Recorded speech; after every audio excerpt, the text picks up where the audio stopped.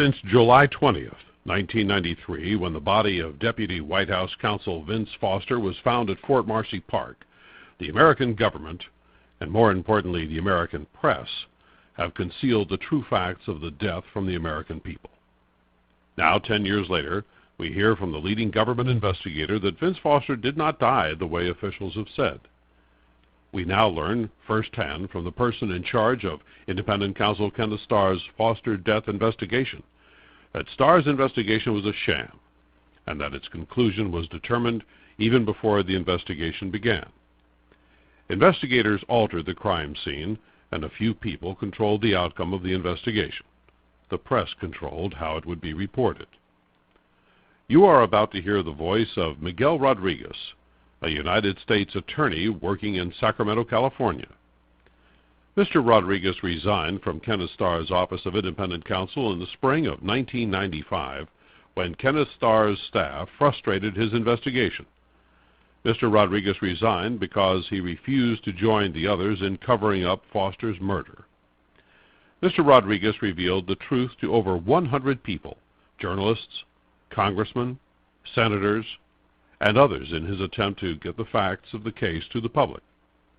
What you will hear are actual excerpts from some of these conversations. Only the voice of Mr. Rodriguez is heard in these excerpts to protect confidential sources. In this first segment, you will hear that Vincent Foster did not die the way Kenneth Starr's predecessor Robert Fisk had said. The evidence does not support the conclusion of suicide. Well, hello. My name is Miguel Rodriguez. 650 Capitol Mall, Office of U.S. Attorney, Sacramento, 95814. Okay, all I know is that things did not happen the way Fisk said that they happened, and the reports don't support what Fisk said. There's really nothing that's consistent with him, committing that kind of a violent act at all. Well, it did not happen the way Fisk said it happened. One fact about Foster's death was the first rescue workers to arrive at the body saw very little blood. People who arrived later saw much more blood. Robert Fisk and Kenneth Starr falsely claimed that a quantity of blood was observed where the body was first discovered. Another false story by Fisk and Starr is that an early observer, a rescue worker, had moved Foster's head to check for a pulse. By the way, you know why there was blood, by the way? What happened is there was, at the time they got there, and the body was in the position that it was in, there was virtually no blood anywhere. Then there are some conflicting reports about there being blood later on. Later, an EMT sees blood and Howard sees blood. Well, the reason is very clear. They lifted the body and pulled it to the top of the ridge, the top of the berm. And once they did that, blood started flowing fast. And then when they took the body and put it into the body bag, which was right, in other words, the body's on a slope. They put it up onto the slope. In fact, one of the persons who was there when the body was being pulled made a joke because the body started sliding back down the hill. And then they pulled the body up to the top of the berm. When the body is horizontal, or even at the top of the berm, it's not quite horizontal, it's a little bit of a back slope. All of a sudden the blood starts gushing out. There's a lot of blood then under the body. Miguel Rodriguez explains that the body was moved in the presence of Park Police Officer John Rolla, with the knowledge of medical examiner Dr. Donald Hout and others. Rescue worker Corey Ashford arrived to pick up Foster's body after it had already been moved. Crime scene photographs of the body as it was originally found apparently vanished. Exactly, but Corey's also the one who, that's when the body's in the upright, not in the upright, but in a supine position on the top of the berm already, in other words, different than from the Ashford, and the persons who actually lift the body into the body bag don't see the body in its original position. They see it in a horizontal position, having been moved from a vertical position. And so when it's in the horizontal position, there is blood coagulating under the body before it goes into the body bag. That explains the difference in there being blood, and that's what Hout sees also. Hout asks that the body be rolled when it's in a horizontal position. So when Hout sees the body's in a horizontal state. And yes, there's going to be blood. See, so Hout actually sees the body in two positions, and people are conveniently using different phrases of Hout to justify whatever result they want. Sure, Hout says, on one hand, there is no blood. Then he says, on the other hand, there is blood. In fact, a number of people have said there's a small amount where the body was originally found. Later, when it's moved to a horizontal position on the top of the berm, there does have some seepage under the body. And then when they put it in the body bag, they see that based on that horizontal position, there's a 10-inch or so blood stain under the body. Mike Wallace of 60 Minutes and Jim Wooten of ABC News, along with other journalists, hoodwinked the public by broadcasting that there was plenty of blood where Foster's body was found. There was more tampering with the crime scene when the FBI re-landscaped the park where Foster's body was found, destroying evidence of park trails and entrances. And do you really know what the egress and access is to the park? You have to go back to 1993. You have to go back to prior to the body being found and find out what access there was. We know about what access, and how has it changed? And that's the whole point. Again, you guys really have to understand they've re-landscaped it prior to this. You know, they've changed gates, they've changed paths, they've changed trees, they've filled gullies, they've redefined the slope. The whole thing was changed when I was there. The whole area has been re-landscaped. They've even filled the gorge down below. They've taken that and filled it with pieces of wood, and so that they've changed a path that used to be down at the bottom of the berm. You guys, you can't imagine what the aerials looked like a year before. All of this is just so much nonsense. It was landscaped on the sly long ago. They backfilled. Officially, Foster was found with a black Colt revolver in his hand. But that's not what the first witnesses saw. Richard Arthur, a paramedic at the scene, saw an automatic pistol. The investigators ignored this gun. The gun officially found in Foster's hand was not the same gun seen in Foster's hand when the first rescue workers arrived. Even the park police and the person who first saw the body saw different things. Was there a point in time where the particular gun that you described arrives and something before that is either not observed or not completely identified? Both paramedics at the scene saw a bullet wound in Vince Foster's neck. Miguel Rodriguez reviewed photographs of the body at the scene and also saw the trauma to Foster's neck. Fisk's report falsely stated, quote, "The photographs taken of the scene conclusively show that there were no such wounds," unquote. Starr's report states that the witness who saw the bullet wound in the neck, quote, "may have been mistaken," unquote. Both EMTs, now you remember that when you have an emergency and you call the fire department, they will send their normal crew, and each crew may have an EMT with them, who's a specially trained fire department person. Both EMTs that responded to the park both observed trauma to the neck. Well, Arthur remained clear on it despite the FBI's attempt to shake him. The other one was confused by the FBI and kept saying what he saw, but they kept writing it a different way. I saw pictures that clearly indicate to me that there is trauma on the neck. I believe it's a puncture wound in the neck. Kenneth Starr's report on Foster's death states, quote, "According to Secret Service records, the Secret Service was notified of Mr. Foster's death at about 8:30 p.m. Eastern Time on July 20th, unquote. Paramedics and rescue workers were called at 6 p.m., and according to Miguel Rodriguez, the White House knew well before the first 911 call was placed. No, there's indications that the White House and others knew prior to the time it was initially said to be discovered. There was notification made well before the time that EMTs were called. Reporters and editors have deceived people by publicizing the foolish idea that too many people would have to be involved for a cover-up to remain secret. There aren't that many people that know things, really. No, you don't need a lot of people to know what's going on. In fact, you don't need many at all. Everyone makes a very big mistake when they believe that a lot of people are necessary to orchestrate some kind of some result here. Very few people need to know anything about anything, really. All people need to know is what their job is, not why. Be a good soldier, carry out the orders. And there are a lot of people starting at the very night the body was investigated, all the way down the line. There were people told to do certain things and they didn't. And their nation now is I was following orders, being told what to do.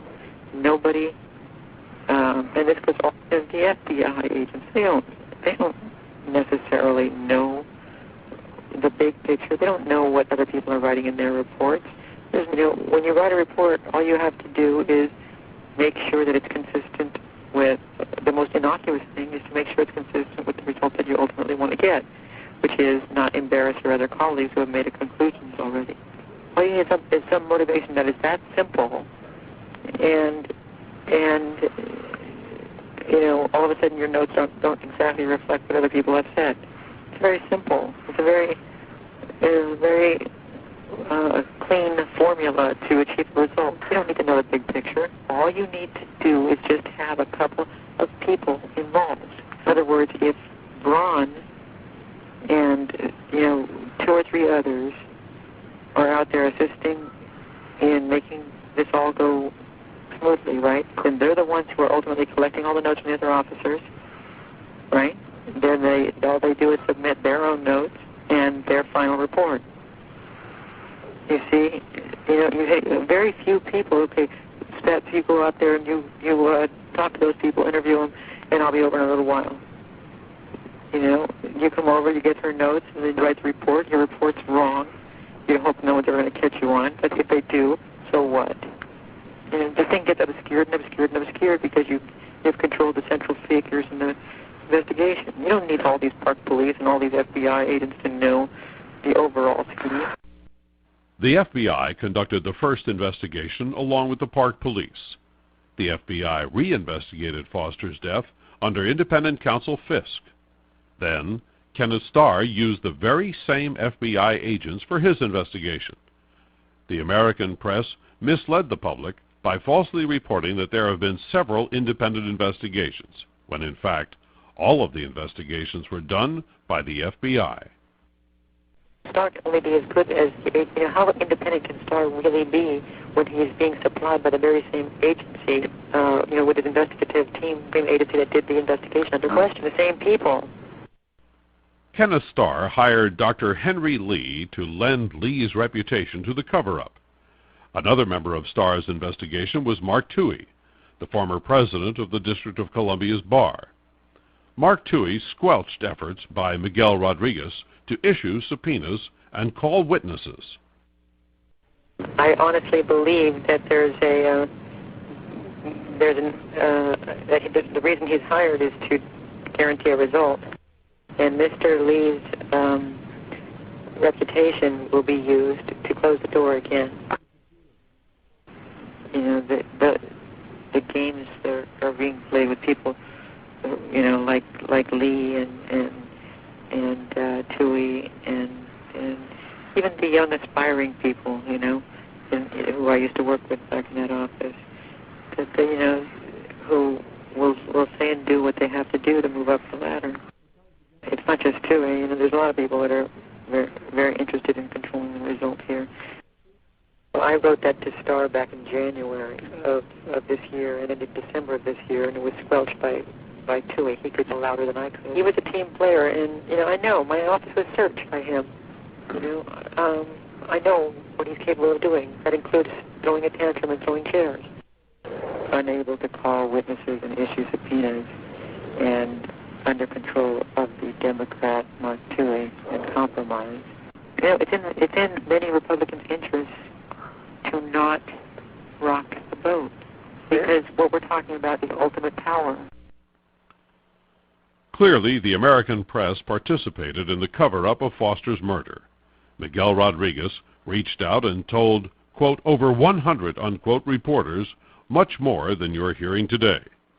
The American press only parroted the official lie that they were spoon-fed by Ken Starr's Office of Independent Counsel.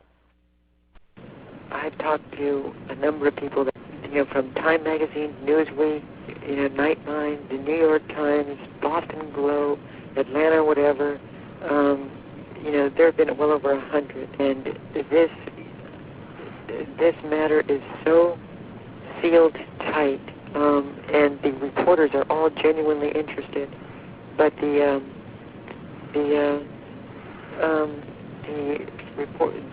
reporters are genuinely interested, but when they get sort of excited and they've got a story and they're ready to go, the editors, and I've gotten calls back. I've gotten calls back from all kinds of magazines worldwide.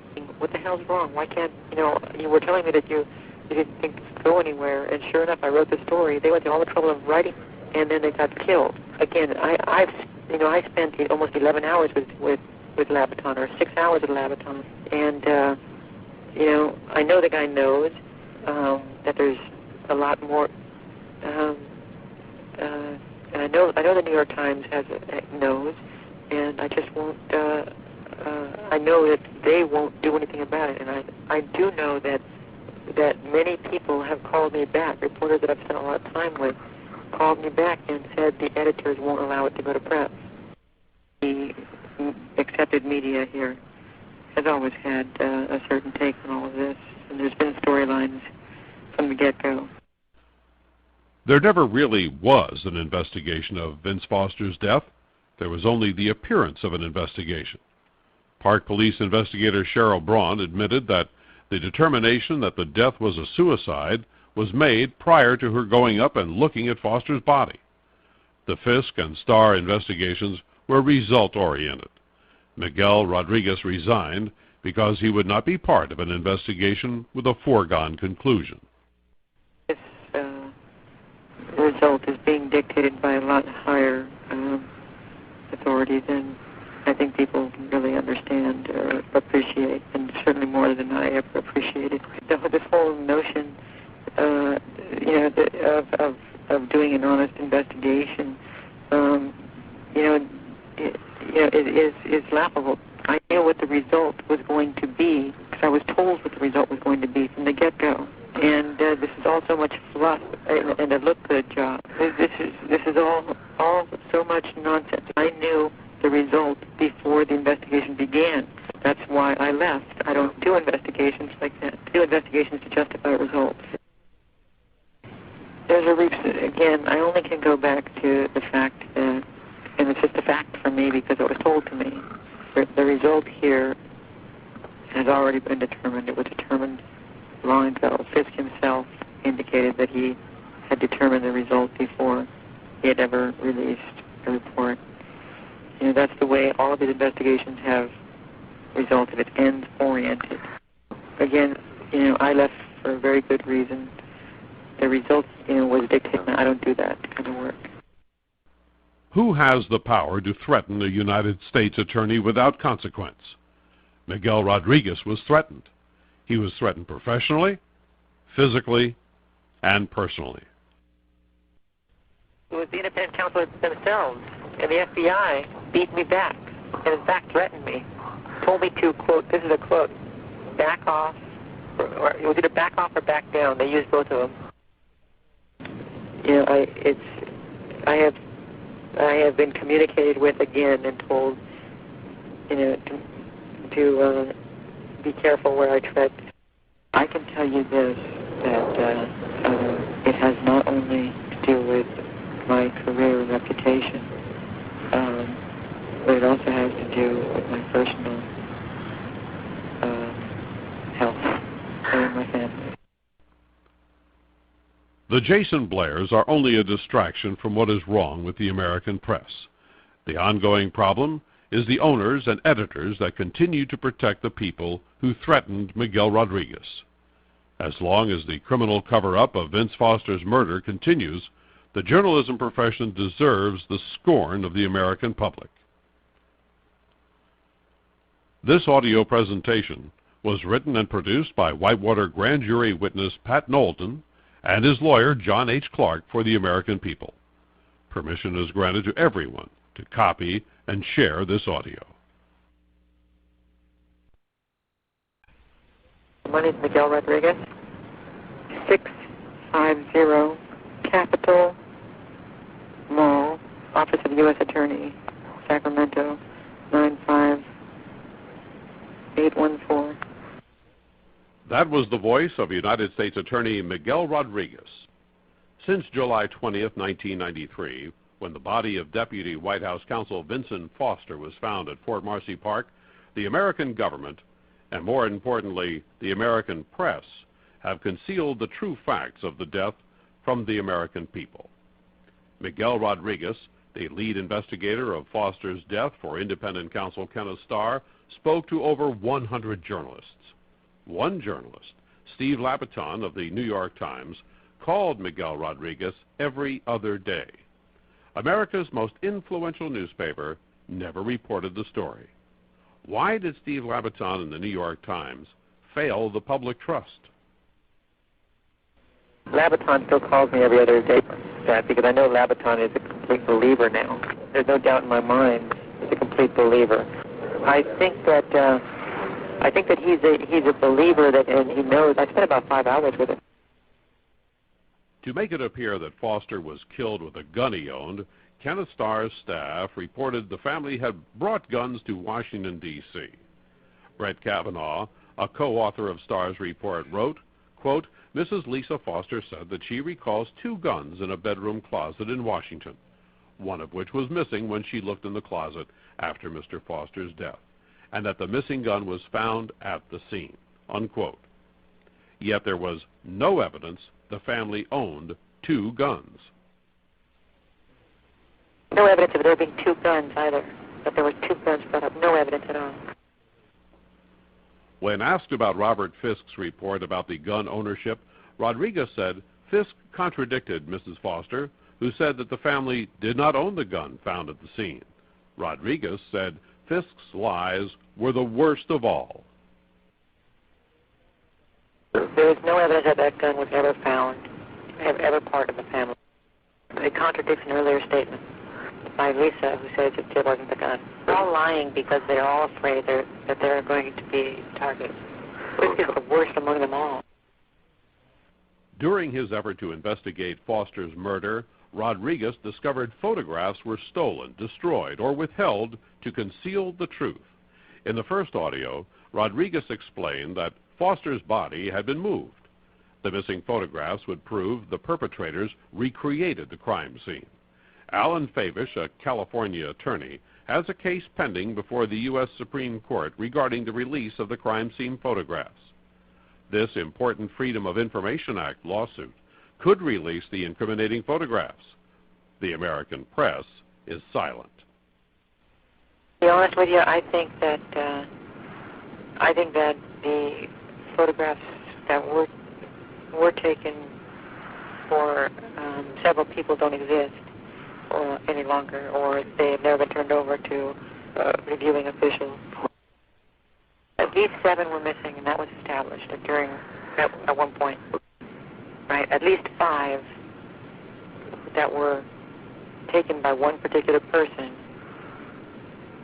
are gone, and exist in addition to the 13 I had. Where I had a person look at 13 photographs, and that person told me mine are not here, so that person's photographs are missing. At least that much.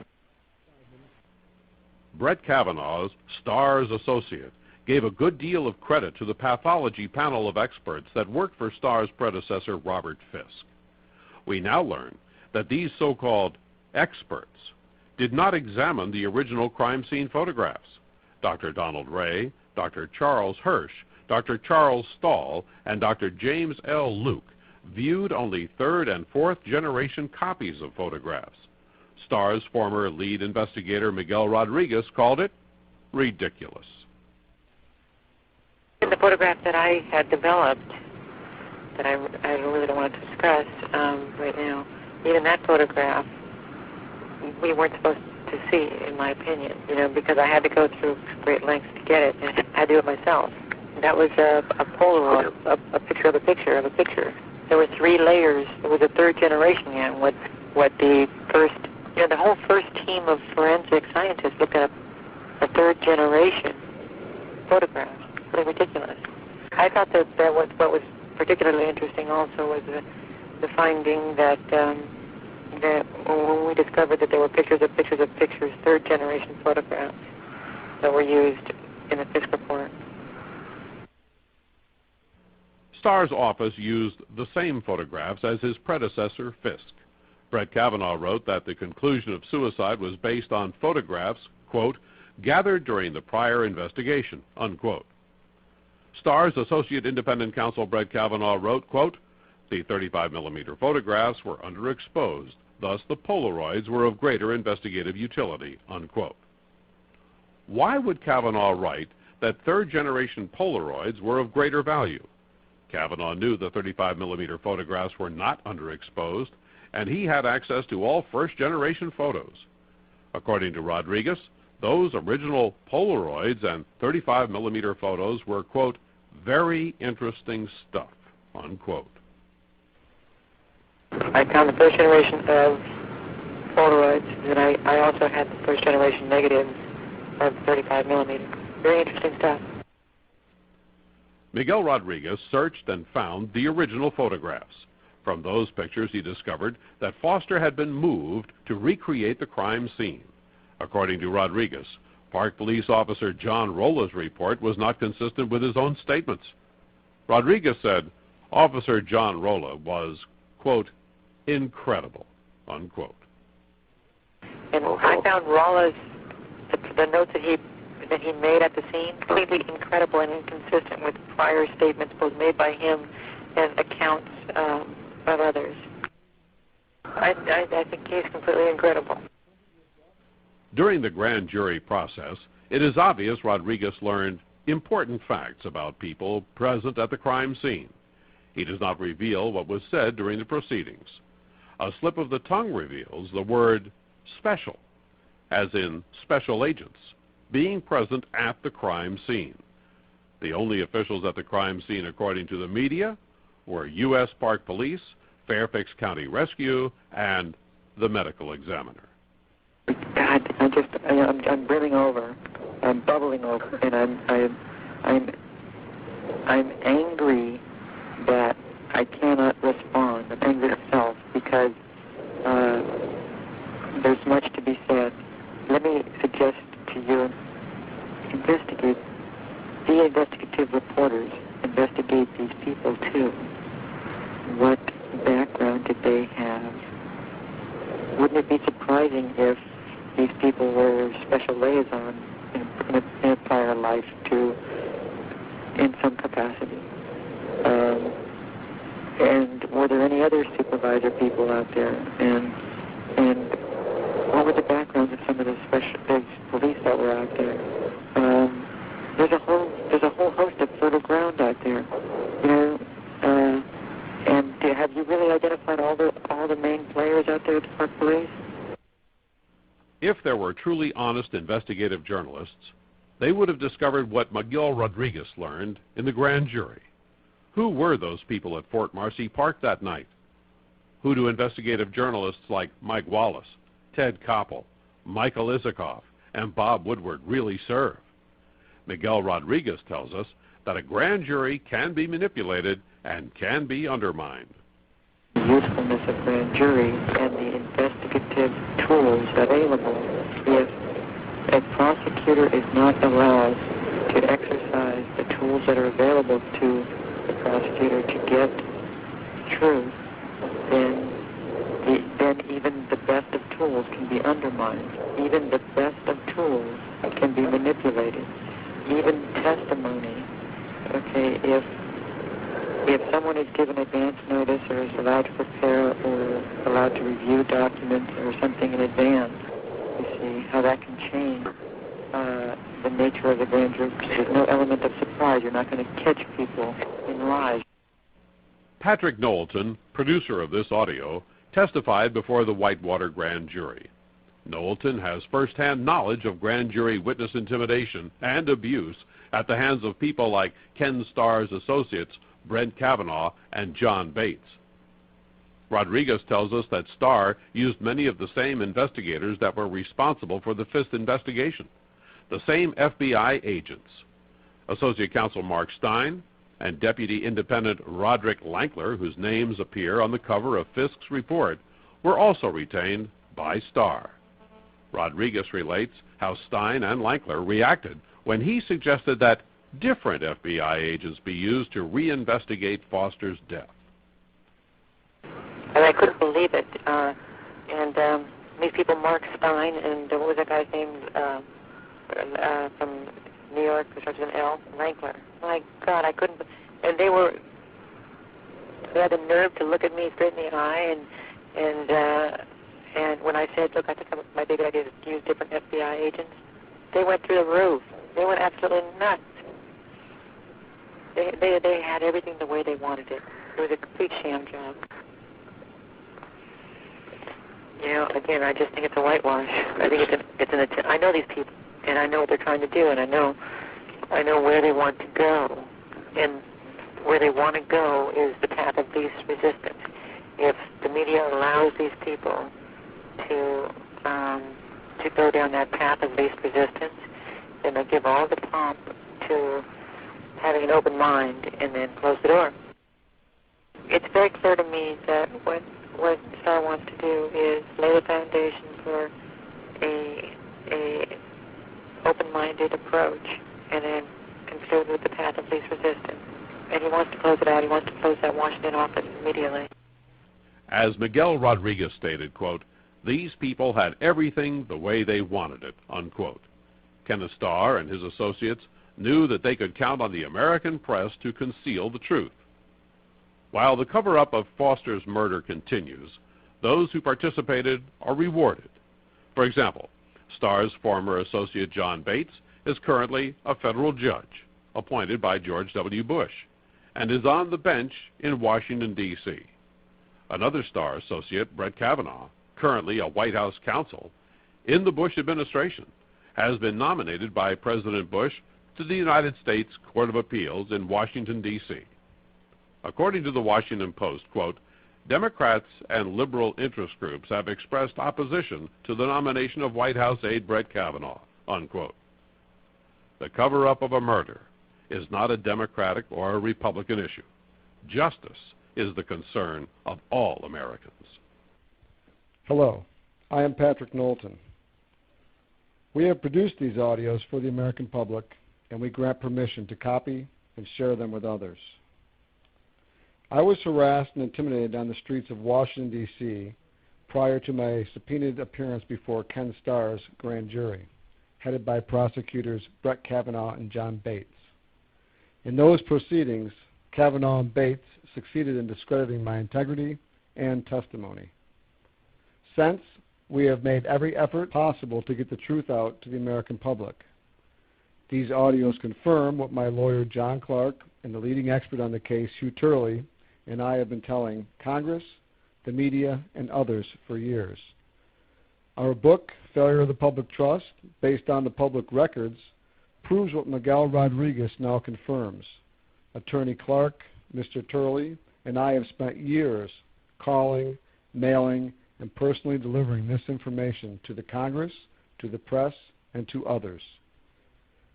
Every member of the 104th and 105th Congress was provided with documented proof of the criminal cover-up. Every major newspaper and media outlet, including the Network News, Dateline, Nightline, 2020, Larry King Live, the Wall Street Journal, the Washington Post, the New York Times, the Washington Times, the Los Angeles Times, Chicago Tribune, Newsweek, Time, U.S. News and World Report, CNN, and countless others ignored us. Members of the press, including Mike Wallace, Ted Koppel, Wesley Prudent, Helen Thomas, Michael Isikoff, Bob Woodward, Jerry Sieper, Brent Bozell, Cokie Roberts, Matt Drudge, Steve Labaton, and Susan Schmidt also ignored us. My lawyer and I met with Pete Yost, the leading journalist for the Associated Press in Washington, D.C. Mr. Yost told us that the AP story on Starr's report regarding Foster's death, quote, was already in the can, unquote, long before Starr's secret report would be released. The wire services, like the investigators, knew the result in advance. Members of Congress that we talked to in person, such as Newt Gingrich, Bob Barr, Dan Burton, Dana Rohrabacher, Jim Walsh, Steve Schiff, Barney Frank, and Bill Klinger, ignored us. Senator Orrin Hatch said, quote, there is absolutely no credible evidence to contradict the Fisk report's conclusion that Vincent Foster took his own life and it happened at Fort Marcy Park. There is no evidence to the contrary. I suspect conspiracy theorists will always differ with this conclusion, unquote. Honest journalism and honest government can be achieved, but not by contacting members of Congress and the press as we have demonstrated. These audios, when distributed, will demonstrate to our family, friends, and neighbors that our current American press cannot be trusted. And with this, we will take the first step towards achieving a better world. As Miguel Rodriguez will tell you, the only battle left is the battle for public opinion. This is the third in a series of audio presentations produced by Whitewater Grand Jury witness Patrick Knowlton and his lawyer John H. Clark. You will hear Mr. Knowlton on this audio. You will also hear the voice of Assistant United States Attorney Miguel Rodriguez and the voice of Associate White House Counsel Brett Kavanaugh. Both Kavanaugh and Rodriguez served as Associate Independent Counsel under Kenneth Starr. Starr chose Kavanaugh to replace Rodriguez. In 1994 and 1995, Miguel Rodriguez was the lead prosecutor investigating Mr. Foster's death. Rodriguez thoroughly reviewed all of the federal records in the Foster case. Despite Ken Starr's and the FBI's attempts to hide the first-generation crime scene photographs from him, Rodriguez discovered the original photographs. Miguel Rodriguez is the leading government authority on the evidence. He witnessed criminal activity in the Office of Independent Counsel. Miguel Rodriguez from the U.S. Attorney's Office. You know, it's one thing to have read 5 to 10, 20, 10,000 pages worth of documents and to know what I know. I mean, facts are strange things because they can't be denied. And, and like, for example, the 35 millimeters, the hand is in a different position than the polarized. And they're like, so if you look at some of the reeds or some of the little weed fibers coming up through his hand, they're different on photographs. Different photographs indicate different positions based on the vegetation. From the photographic evidence, Rodriguez knew the perpetrators staged the crime scene. The press publicized the search of Fort Marcy Park for the fatal bullet to give the public the impression Starr was doing a thorough investigation. The bullet was never found because it remained in Foster's head. Rodriguez discovered that the FBI, with the assistance of Dr. James Beyer, had destroyed the evidence that showed the bullet remained in Foster's brain. People asked Rodriguez if exhuming Foster's body for an X-ray could reveal the bullet trajectory. We certainly won't find a brain there. We sure don't have any way to show what the track of the bullet was, if in fact a bullet came from inside the mouth of it. The United States Court of Appeals appointed Starr as independent counsel. Starr appointed Rodriguez to investigate Foster's death. Rodriguez soon discovered he was not in control of the investigation, but rather the FBI was, along with Justice Department prosecutors who had controlled the outcome of the Fisk report. The result of the probe, Rodriguez learned, was predetermined. These people don't know what they're doing. They don't know what the FBI is doing. The FBI comes in there and says, we're going to do this. If you want to have someone monitor us, you're welcome to it. I do this all the time. This is, just simple investigation. The FBI comes in, shows a badge, they do whatever they want. The public would expect an investigation to examine telephone records of calls made to and from Vince Foster around the time of his death. Kavanaugh wrote in the Star report that phone records indicated a call was placed from the White House residence at exactly 10:06 p.m. on the night of Foster's death. In the same paragraph, Kavanaugh also wrote, quote, "Complete records for such calls are not available," unquote. Rodriguez reveals that the Office of Independent Counsel never subpoenaed any White House telephone records of calls from anyone, including Vince Foster. Telephone records are not a window into anything, because the telephone records are only going to be as good as what the FBI asked for. Whatever else I'm saying is this, okay? There is no way, based on what I knew of what was subpoenaed, to confirm or deny that somebody made any particular telephone calls at any particular time, and that includes Vince Foster. Originating in England and frequently referred to as the People's Panel, the grand jury was valued as a kind of people's watchdog. In 1743, it twice refused to indict newspaper publisher John Peter Zenger for criminal libel for criticizing the colonial governor. A pre-constitutional institution, and still a People's Panel, it is not captive or regulated to any branch by the Constitution. The grand jury is meant to be a vital check and balance to protect the people from government abuse. After his departure, Miguel Rodriguez encouraged journalists to write articles to educate the public and the grand jurors about their powers. He realized that the common person was the last bastion of hope. Let me interject one thought. Really the only fertile ground here for getting a full accounting done, and I mean even beyond what Congress is capable of doing, is to target the grand jury. Everyone else is going to be politically motivated. I've met this grand jury. I know how pissed they are, and I know how confused they are, and I know how dissatisfied they are. And attempts to empower them, to tell them that they can demand more, will go a long way. They remain your friend. They remain citizens who are not interested in the political process, who don't know it, don't care about it. They want to know what happened because they're curious, interested people. And they don't know what kind of power they have. Empowering the grand jury, letting them know what they can demand, what they should be wary of, what their independent subpoena powers are, whether they have the authority to ask questions on their own in the grand jury, to take charge of this as the representatives of the public. You know what I'm saying? The public. In other words, they're not the real bastion of hope out there is the common person, not the politics of the Congress, not the politics of an independent counsel. The real check and balance here is the grand jury, the common person, selected at random, and they need to pound their fist.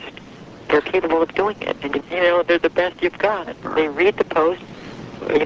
When I used to go into the grand jury, I'd see them reading the Post and the Times on these articles. When I was in the paper a lot, they were reading them, trying to get me to talk about them. The articles, they follow all of it very carefully, and you target them, and they're going to feel empowered. That's going to piss Starr and people like Toohey off more than anything else. The press did the opposite. Their articles undermined the grand jury.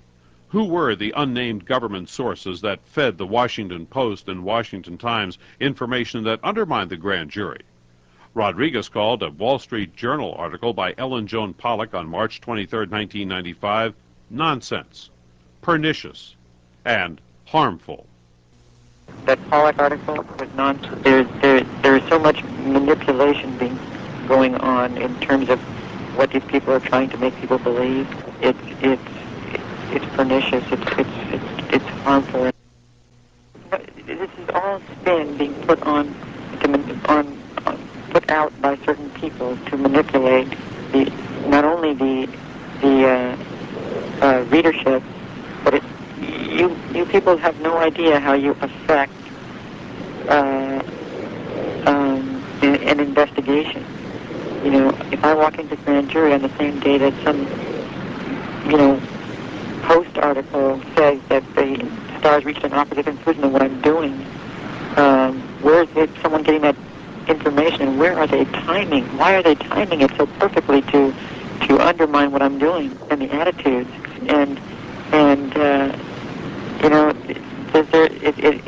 It's very, very disturbing from that aspect and how powerful Saul is.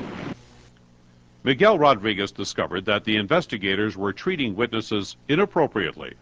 Deputy Independent Counsels John Bates and Mark Toohey and Associate Independent Counsel Brett Kavanaugh used the FBI to harass and intimidate witnesses who had no reason to lie.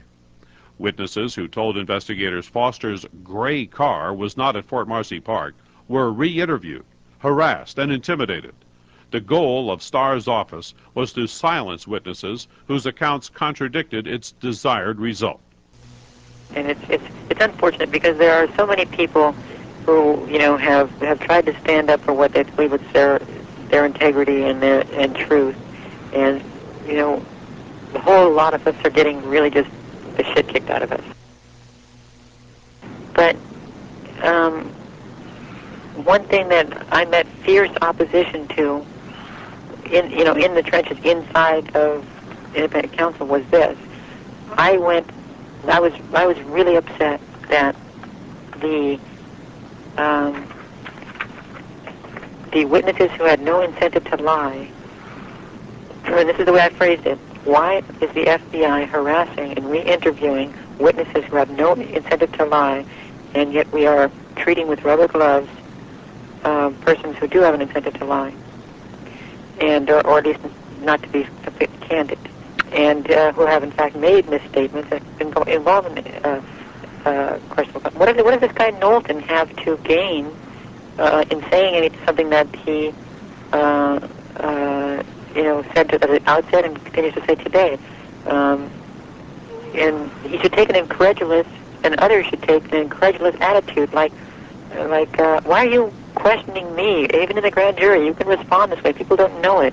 Why are you why are you following me? Why are you, and, if Knowlton wants to make a statement, he certainly welcomes, there's no problem with him. Why am I being followed? Why was I being harassed in the grand jury? Knowlton should find comfort in the fact that he's not alone. He needs to know that. But the guy's a damn hero. They're trying to do, they're trying to discredit him by making him out to be, cruising at a park. The reality is, we had this fight a year ago, and I was irate with Toohey and the FBI agents who were snickering and laughing with Brett about this, and I was just livid, and I said, I don't even care, I don't care if they were there their favorite tree, I said. The fact of the matter is, if they know what they saw, that doesn't discount them as for having a ability to recall what they saw with their own, and I don't care if they're f***ing their favorite tree. The FBI finds it particularly funny. There's a pattern in all of the treatment of all of the witnesses. It's absolutely crystal clear, and you can only see it when you've gone through the 10,000, 15,000 documents. And when you do so, you'll see that there's a pattern of basically harassing and misstating people who are sort of the innocent bystanders, including the EMTs, and the people who are law enforcement and FBI and White House are being interviewed once and accepted as being true. The EMTs are outstanding people, all outstanding people. They really are. No, actually, it was upon review of all of the documents in this case, my observation and statements that I indicated to Toohey and Starr was that witnesses who had no incentive to lie were being unduly questioned inappropriately. And persons with no incentive to lie were being inappropriately treated. I think I could stand by that. That wasn't, that's something that I believed. I believed it from the outset. People like the park police would never ask tough questions. I try to ask them a tough question, and they beat the hell out of me. It was just bass backwards. The public has no way to know how many witnesses may have been harassed and intimidated. Journalists Michael Isikoff, Steve Labaton, Micah Morrison, Matt Drudge, and others spoke to Patrick Knowlton about his being harassed, but no stories appeared. By not reporting witnesses' stories, journalists aid the perpetrators in silencing witnesses. Crime scene witnesses include civilians Gene Slade, Judith Duty, Mark Feist, Patrick Knowlton, Park Service workers Chuck Stow, Francis Swan, as well as rescue workers Todd Hall, Richard Arthur, George Gonzalez, Ralph Pisani, Jennifer Wacha, Corey Ashford, William Bianchi, Victoria Jacobs, Roger Harrison, Andrew McCooch, the coroner's wife, and 2 unnamed tow truck drivers. The public does not know of these people or their stories. One person's story that did receive media attention was the story of the confidential witness known as C.W. His name is Dale Kyle of Midland, Virginia, and his statements and his deposition are not consistent with the facts. Patrick Knowlton called the authorities to report what he had witnessed. In the months leading up to his Whitewater grand jury appearance, the FBI interviewed Knowlton 3 times, vandalized his car, and caused him to be intimidated in his home and on the streets of Washington, D.C. Mr. Knowlton had seen a suspicious man at Fort Marcy Park who may have been involved in the murder of Vince Foster. After testifying for 2.5 hours before the grand jury, what interested Prosecutor Kavanaugh about this unknown man at the park about 90 minutes before the discovery of Foster's body? Kavanaugh asked Knowlton, quote, "Did he touch your genitals?" unquote. Who asked him if he touched his genitals? Oh, jeez. Brett stooped that low. Can't believe Brett did that. Why did Brett Kavanaugh ask Knowlton the suspicious man had touched his genitals? Why did these prosecutors stoop to that level to discredit a witness? Patrick Knowlton saw something very significant in the parking lot. 9 other witnesses saw the same thing: an old brown car with Arkansas license plates, not Foster's newer gray car. Mr. Foster was already dead when witnesses saw the brown car. This fact proves the official story that Vince Foster drove to the park and shot himself is false.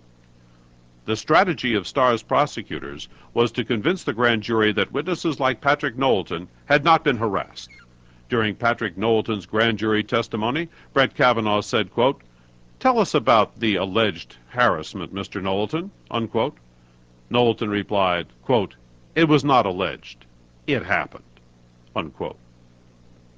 FBI agent Russell Bransford served the subpoena on Knowlton and later intimidated and harassed him. At the grand jury, Knowlton repeatedly asked Bates and Kavanaugh to tell him who had sent FBI agent Bransford to his home. Kavanaugh responded twice that they were not there to answer Knowlton's questions. When Knowlton adamantly asked again, John Bates, who was seated behind Patrick, said, quote, "We sent Bransford," unquote. Patrick Knowlton tells us how his grand jury testimony ended.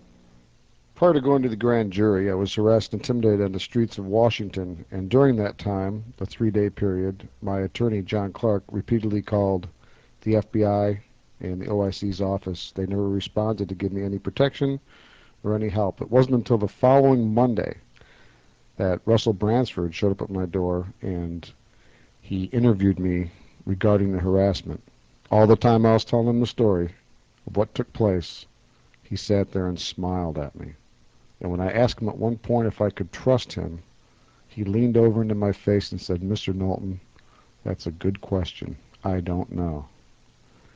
Well, I was looking forward to going to the grand jury and telling them a story about my harassment. And at that time, I didn't realize that the OIC and the FBI were behind it. I remember when I went to the grand jury, and towards the end of this 2.5-hour interview, I was asked by Brett Kavanaugh to step outside of the grand jury room so the grand jurors could ask questions. When I re-entered the room, Kavanaugh first asked me if I was sure that someone in the park didn't see me. and I replied that I hoped that someone else had seen me in the park. Then he sarcastically asked me whether I came forward to the authorities because I was a good citizen or a good Samaritan. Then John Bates, who was seated behind me, leaned forward and passed a note to Brett Kavanaugh, from which Kavanaugh read the following questions. He said, "Mr. Knowlton, did the man in the park talk to you?" Which I replied, "No." He asked me, "Did the man in the park pass you a note?" And I replied, "No." He said, "Did the man in the park approach you?" Which I replied, "No." "Did the man in the park point a gun at you?" Which I replied, "No." And lastly, Kavanaugh asked me, "Did the man in the park touch your genitals?" I looked at him and I was in shock. I was dumbfounded. I couldn't believe he'd asked me such a question. Of course, I replied, "No." As I left the grand jury, I was puzzled why the grand jurors would ask such questions. And as soon as I saw my attorney, John Clark, I repeated verbatim the last questions I was asked. But now we know why those questions were designed by John Bates and Brett Kavanaugh. They wanted to discredit me and my testimony. Bates and Kavanaugh knew Foster's car, that gray car, was not in the parking lot when Foster was dead. They also knew that all the other witnesses and I saw the brown car in that small parking lot. No one in that park saw Foster's gray car. The press and the government claim that Vincent Foster drove to the park and shot himself. The fact is, Foster did not drive to the park. He did not commit suicide.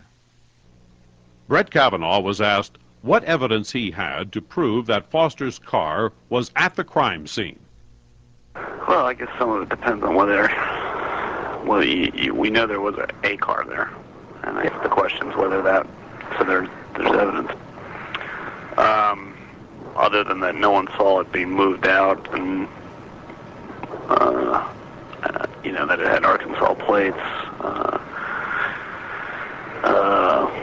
I'd have to go back to the report again and give you a full answer on that. But I guess that's an unanswerable question. Kavanaugh's answer did not provide any evidence that Foster's car was at the crime scene. Kavanaugh implies that the Star report was fair because it states that one witness saw a brown car at the park. However, Kavanaugh was not telling the whole truth. Witnesses saw a brown car, and none of those witnesses saw a gray car. I'm just going to stand by the report. It does point out what C2 saw in the park. It doesn't ignore the car that he saw. So I'll have to look at it. But I know C2. What he saw that's described. Isn't the color as described by C2? That's indicated, I believe, which is not the same color. Brown, rust-colored. It's all about the inferences. Obviously, one inference is the car he saw is the same car. Another inference is that it's not. Kavanaugh is not telling the whole truth when he states that Starr's report cites one witness seeing a brown car, and his one and only reference to the brown car was not in the section of the report that discussed Foster's car at the park. Kavanaugh is asked a second time about witnesses who saw the brown car. Listen to Kavanaugh use the phrase, "those facts," to avoid using the words, "brown car." What you don't like, and I understand this, so I'm not going to get defensive or offensive, is that you think those facts lead to a certain conclusion, and the report suggests that those facts do not necessarily lead to any conclusion other than, inconsistent with the ultimate findings. So that's just a debate about what inferences you would take from the facts that are there compared to the inferences taken by the report, which is fine. People disagree about that all the time. The Star report seems definitive, and not definitive, you wouldn't agree, but at least when discussing the physical evidence and why it's unlikely what was in the scene in the parking lot contradicts any of that. I think that's the actual phrasing that's used. But there's nothing, I didn't think there was anything ignored. I'll go back and look at that, though. For the third time, Kavanaugh is asked what evidence he had to prove that Foster's gray car was at the scene. That's the question. That there was questions about whether people were misdescribing colors or something like that. Now, that's one inference. Again, another inference is that there was another car, and that's just a... And then there's a third inference, I suppose, which is that his car, the gray car, wasn't there, and that they switched the cars after the engine arrived. That's an inference. Kavanaugh is asked a fourth time what evidence he had that Foster's car was in the parking lot. Either Foster's car was there, or it was not. Well, at least the report. Look, the report was trying to be honest about a few things, and that people had complained about with this report. And one of them was the fact that there were these cars, and people saw different cars and different people. Well, what about the people? I mean, this gets to a problem. What about the people who seemed clearly to see Foster's car and described it as brown? So people were screwed up on the colors. Period. Kavanaugh is right. There is a problem. Well, what about the people? I mean, this gets to a problem. What about the people who seemed clearly to see Foster's car and described it as brown? Kavanaugh's statement that people clearly saw Foster's car is not true. Descriptions of a brown car are not descriptions of Foster's gray car. How does Kavanaugh resolve the problem? So people were screwed up on the colors. Period. Brett Kavanaugh called eyewitnesses screwed up because what they saw did not agree with the desired result. But Kavanaugh slipped up. He admitted that all of the police and medical personnel saw a brown car. Well, it all comes down to that brown car issue, right? All the police and medical personnel were in the park also described it as brown.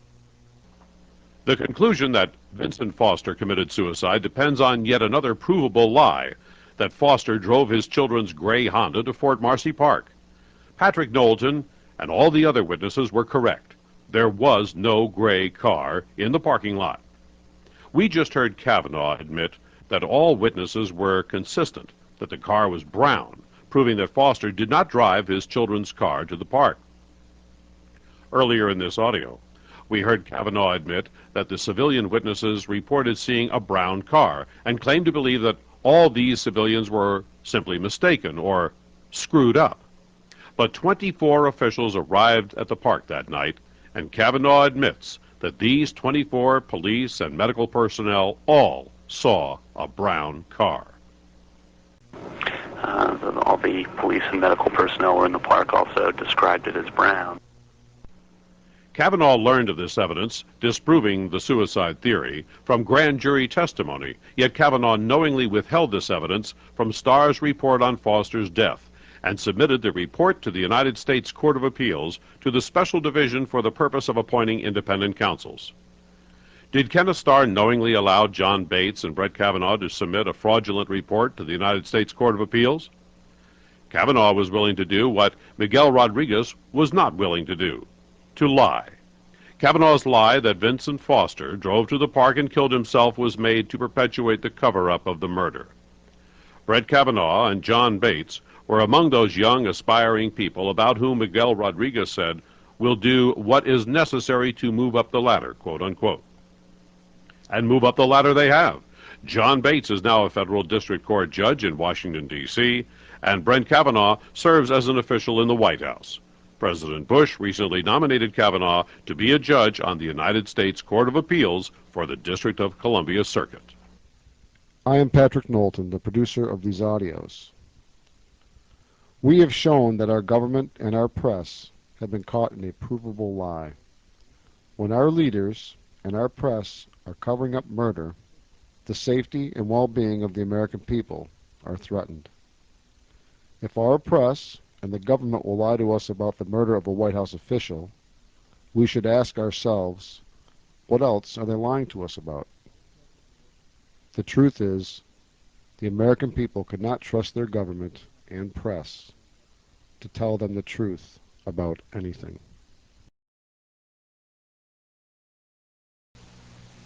This is part 4 of a series produced by Patrick Knowlton. On this audio, you will hear Miguel Rodriguez, the most qualified government official to speak on Foster's death. You will also hear comments by media personalities and members of Congress, including Senator Orrin Hatch and Representative Dan Burton. The Federal Bureau of Investigation conducts background checks on the President's nominations for federal judgeships. This agency, and possibly the same FBI agents that assisted Bates and Kavanaugh in covering up Foster's murder, assures that nominees have no criminal background and so are qualified to serve as judges. The Senate Judiciary Committee, chaired by Senator Orrin Hatch, confirms judicial nominees. Listen and compare the comments of Miguel Rodriguez to Chairman Hatch. Accordingly, I want to be clear on one point.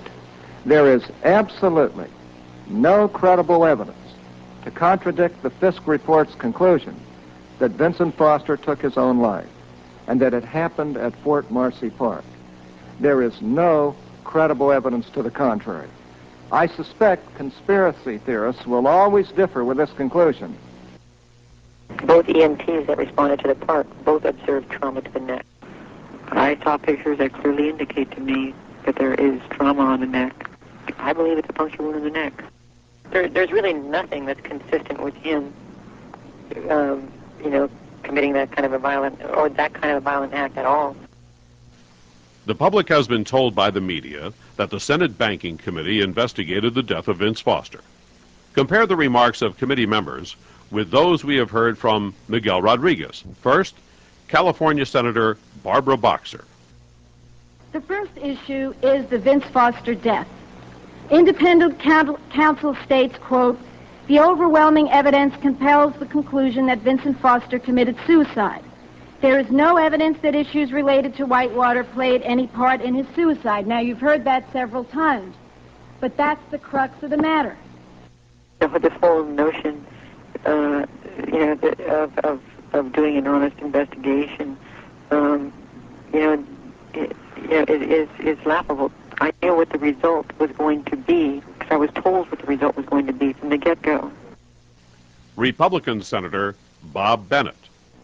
I will be happy to stipulate that Vince Foster committed suicide. There was a time when the rumors that were in the press led me to believe there was some credence to an additional theory. I find no possible justification for that now, and I am one senator who's willing to say this hearing should not be about whether or not Vince Foster committed suicide. He committed suicide, I'll so stipulate. Okay, all I know is that things did not happen the way Fisk said that they happened, and the reports don't support what Fisk said. Senior Republican Senator Pete Dominici said the Republicans would not challenge the Fisk report. With reference to his death, I don't think anybody challenging on our side the suicides. So perhaps we can get rid of that rather quickly. Yeah, it's in many Republicans' interests to not rock the boat, because what we're talking about is ultimate power. Former Democrat and now Republican Senator Ben Nighthorse Campbell. These hearings begin with the investigation of Vincent Foster's suicide, and that should turn the stomach of any caring American. I really believe we should drop that whole issue, and the Park Police, the FBI, the medical examiners, the independent counsel, they're all professionals, and they did their job and concluded that Vince Foster did indeed commit suicide. And this is all so much fluff and a look-good job. This is all so much nonsense. I knew the result before the investigation began. Democrat Senator Christopher Dodd. This panel is a banking committee, not a medical board of inquiry. We're senators, not coroners. There's some legitimate questions that ought to be examined, but probing in a macabre way into the family tragedy that all that have looked at it have concluded was that tragically a suicide and nothing more. I hope we could move through very quickly and get to the issues that are more serious in my view. They had the nerve to look at me straight in the eye, and when I said, look, I think it might be a good idea to use different FBI agents, they went through the roof. They went absolutely nuts. They had everything the way they wanted it. It was a complete sham job. Again, I just think it's a whitewash. I think it's an attempt. I know these people, and I know what they're trying to do, and I know where they want to go, and where they want to go is the path of least resistance. Democrat Senators Carol Mosley Braun and Senator John Kerry. Mr. Chairman, I would like to associate myself with the remarks of Senators Bennett and Boxer regarding the Vincent Foster issue. We are not conducting an investigation into a suicide. The FBI, the Park Police, the Foster family, and the special counsel have all concluded that Vince Foster tragically took his own life. The medical examiner, the FBI laboratory, the DNA analysis on the gun, the medical and forensic experts all agree. But somehow, here is the United States Senate giving credence to the most insulting, degrading, lurid, and lunatic theories that people could invent. Very few people need to know anything about anything, really. All people need to know is what their job is, not why. Be a good soldier, carry out the orders. Alabama Senator Richard Shelby and Vince Foster were next-door neighbors in a Georgetown row house. This is what Senator Shelby said about his neighbor. But it's my understanding, as others have said, and people have testified, like Dr. Hirsch, that it was a suicide. I have no reason to question that. I was hoping that we could close this forever. Even the Park Police and the person who first saw the body saw different things. Was there a point in time where the particular gun that you described arrives and something before that is either not observed or not completely identified? Peter Jennings aided the cover-up when he announced that ABC News had been, quote, investigating to see if there was any truth to the rumors, unquote, about Vince Foster's death. But the ABC News investigation did not include interviewing Patrick Knowlton and other witnesses that could prove Foster did not drive his family's gray Honda to the park. On March 11, 1994, ABC News broadcast the conclusion that Vince Foster committed suicide. At that time, only 2 witnesses had been interviewed by Robert Fisk. Miguel Rodriguez told us the conclusion was determined long ago and, quote, the news media had the storyline from the get-go, unquote. Another story about violence. In Washington today, the White House has accused Republicans of spreading what it calls irresponsible and unsubstantiated rumors about the Whitewater affair. In particular, rumors circulating yesterday insinuating foul play in the death of Vince Foster, the White House counsel, who police have said committed suicide last summer. We have been investigating to see if there is any truth to the rumors. Here's ABC's Jim Wooten. The common thread is that Foster was murdered someplace else, that his body was moved to this park above the Potomac where it was found. And feeding all this speculation is more speculation. For instance, the rumor that there are no photographs of the scene. There are. ABC News has seen a complete set, including this one showing Foster's hand, his thumb caught in the trigger guard. Some rumors insist there was little or no blood on or around Foster's body. The grim and graphic photographs of the scene prove that's not true either. The White House itself may have fueled some of the rumors with its own incompetence in the hours after Foster's death. But there's little reason now to doubt that for whatever reasons he may have had, the president's boyhood friend drove himself across the Potomac one afternoon last July and tragically took his own life. Jim Wooten, ABC News, Washington. The photographs that were taken for several people don't exist any longer, or they have never been turned over to reviewing officials. I had a person look at 13 photographs, and that person told me, mine are not here. So that person's photographs are missing. At the time they got there, and the body was in the position that it was in, there was virtually no blood anywhere. Then there are some conflicting reports about there being blood later on. Later, an EMT sees blood, and Howard sees blood. Well, the reason is very clear. They lifted the body and pulled it to the top of the ridge, top of the berm. And once they did that, blood started flowing fast. Why did Fisk and his FBI investigators give ABC News the death scene photographs during their ongoing investigation? 6 years after Starr issued his conclusion, the public is still denied the right to view the photographs. A Freedom of Information Act suit by Attorney Babish to release the photographs is before the United States Supreme Court. Does the news media act as the voice of the government, or does it serve as the eyes and ears of the American people?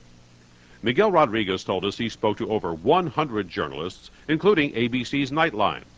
Ted Koppel talked to Miguel Rodriguez and knew that Rodriguez would not join the criminal cover-up.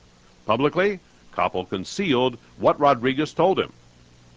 Koppel discredited Rodriguez for not being a team player. Let me just put a slightly different turn on the facts as you have recounted them. I am familiar with the gentleman of whom you speak. I'm familiar of the charges. The only difference with the version that I have heard and the version that you have recounted is that he is described as a guy who wanted to go off on his own, who did indeed want to follow some leads that his superiors did not want him to follow because they wanted to follow a team approach there. But that in and of itself, and I don't think even Mr. Rodriguez would take the position that he had evidence of Vince Foster having been killed. I wrote that to Star back in January of this year, and in December of this year, and it was squelched by Tui. He could go louder than I could. He was a team player, and, I know, my office was searched by him. There's really nothing that's consistent with him, committing that kind of a violent act at all. After Miguel Rodriguez contacted ABC Nightline, Ted Koppel did not report the evidence that Foster was murdered. Nightline's host misled viewers by broadcasting the foolish idea that if Foster had been murdered, too many people would have to be involved in a conspiracy. Let me take for the moment what you have said with a grain of salt, but let's assume for the sake of argument that it were true. One would then have to also conclude that everyone who subsequently has investigated this case, and I'm not now talking about reporters, I'm talking about the FBI, I'm talking about the Senate Banking Committee, I'm talking about the Park Service itself.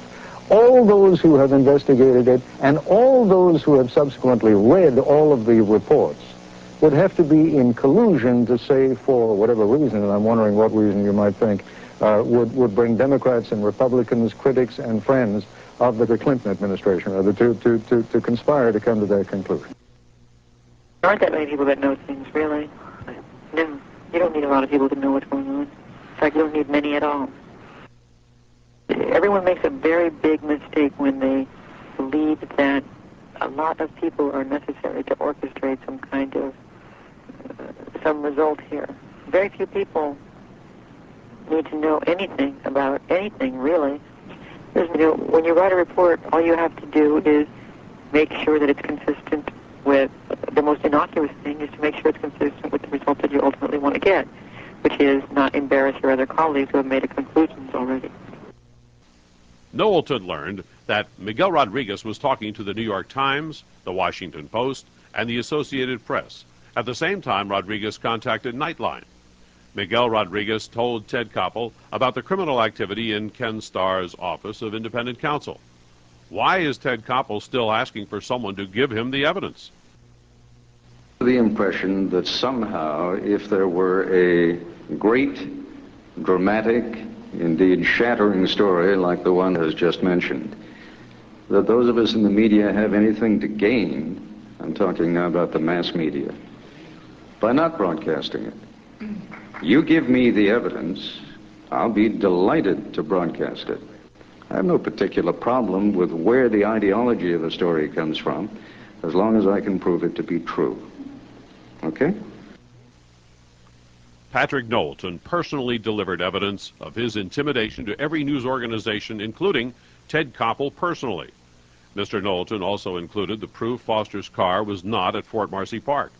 Koppel told his producer to ask Patrick Knowlton to bring his evidence to his ABC office. After meeting with Nightline's producer, ABC never contacted Patrick Knowlton again. I've talked to a number of people that, from Time Magazine, Newsweek, Nightline, there have been well over 100, and this matter is so sealed tight, editors won't allow it to go to press. The accepted media here has always had a certain take on all of this, and there's been storylines from the get-go. When confronted with their failure to report important news, an excuse offered by journalists is, "Oh, we don't have the facilities. Oh, we don't have the time." It is interesting that stories like Monica Lewinsky get the full attention and resources of the press. Corruption uncovered by the government is acceptable without question and reported. Serious government corruption uncovered by citizens is suppressed and or dismissed as conspiracy theories. I do 5 programs a week on Nightline, for example. Turning out 2.5 hours of broadcasting every week means that on average we will probably spend, I'm talking about different members of our staff, perhaps 5 or 6 days on a program. Some program we may spend only 5 or 6 hours on. If news breaks, a major news story breaks at 7 o'clock in the evening or at 8 o'clock in the evening, we'll have it on Nightline at 11:30 at night, 3 hours later.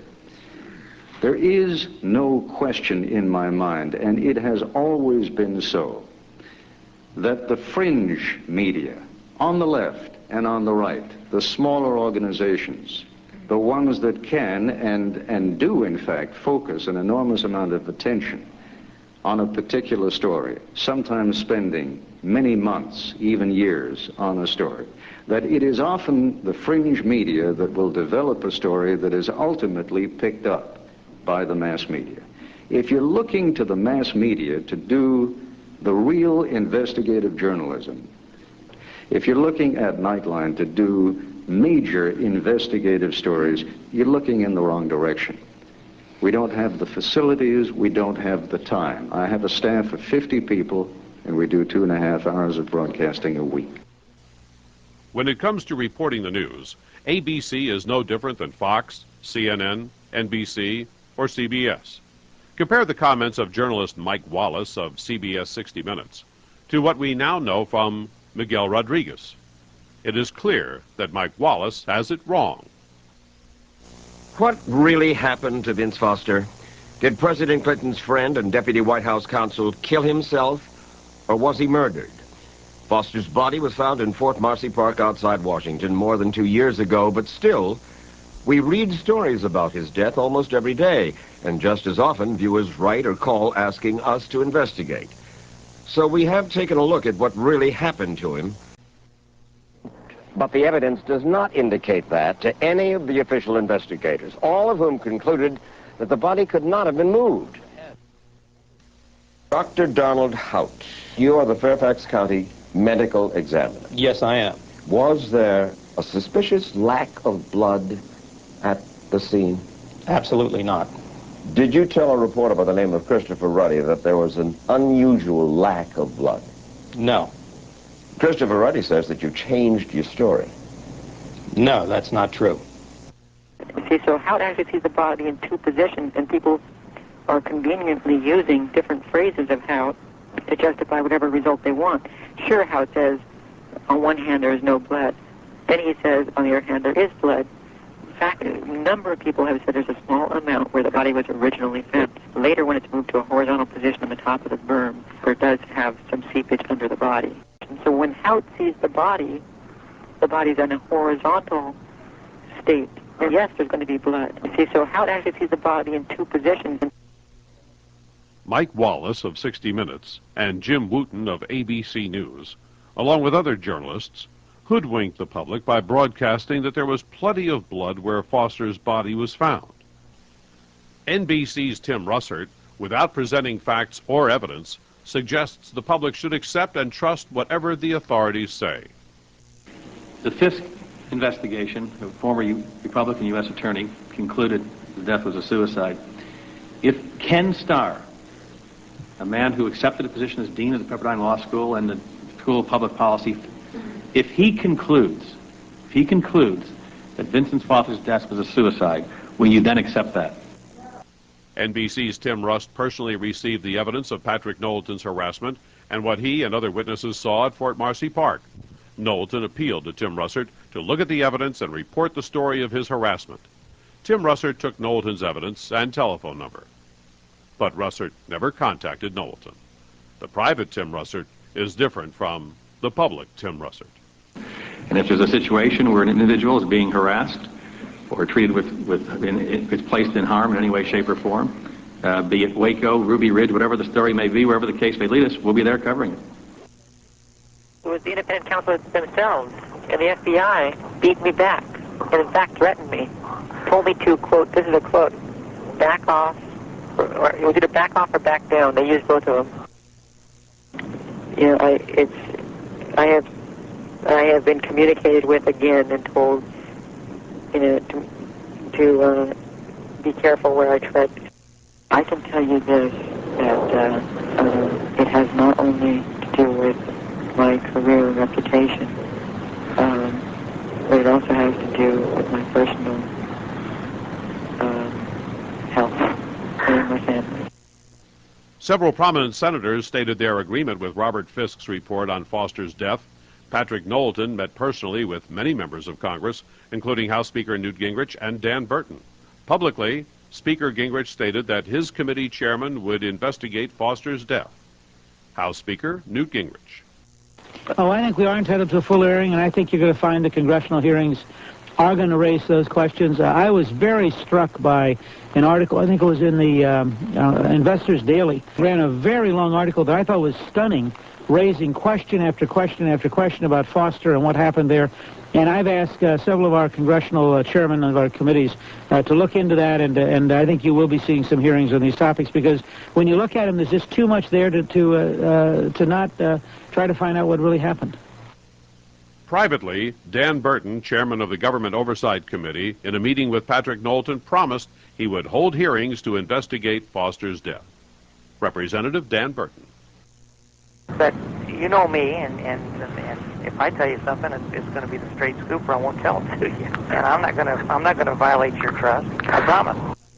Well, let me just tell you, I had an interview with Novak, and anytime I'm talking to the media, even my good friend Bob Novak, I am not going to say that I'm going to reopen any investigation, the travel office or FBI or Vince Foster or anything. Now, that doesn't mean that I'm not going to look into things that I think are relevant and important, and I am going to do that. Oh, no.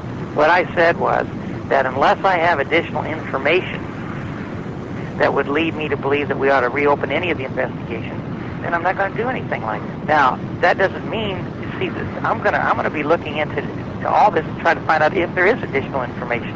But publicly, I'm not going to reopen the investigation unless I get something. There's no need to do it, and I'm going through it. And if that would shed new light on the thing, of course I'm going to explore it. Listen to me. I am going to look into every aspect of every one of these investigations. I'm going to go through all the files that Klinger had. I'm going to go through my files. I've got a deposition from the man that found his body. But I'm not going to divulge how I'm going to conduct any of this until the proper time. And what I need is something to hang my hat on that will show there's additional information or evidence. Now you got to do that in a very careful way. Otherwise, the media is going to have a field day. They're expecting me to do that. They're expecting me right off the bat to go start beating on the Foster issue. And I can't do that right off the bat. Just give me a little bit of time to go through this. I do what I say I'm going to do, and if you don't trust me, if you don't want to give me information, then don't do it. I'm just telling you that as chairman of this committee, I've got 3 investigations right now. I got travel office, I got FBI, and now I got all these illegal contributions, and I've got to deal with those. Now, Foster, I told you, and I still believe this, and I said it on the record to the New York Times or Washington Post, I can't remember which one. I said I do not recant anything I said about Foster. I believe his body was moved. I believe that report was in error. I believe what the confidential witness said, but I've got to do this at the right time. And I don't think starting right off the bat doing this would be the right thing to do, because they would try to blow that up and make it look like I was not a credible chairman. And so what I've got to do is deal with the things that are on my plate right off the bat, which are travel office, file office issue, the FBI files, and this issue right now. And Foster, you may rest assured, I'm going to look at all the documents I possibly can. I'm going to look at those pictures. I'm going to look into that. This is not the time to be beating on that drum until we're ready. Well, then don't believe me.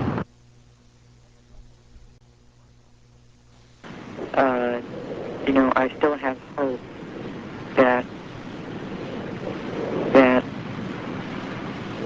what I uncovered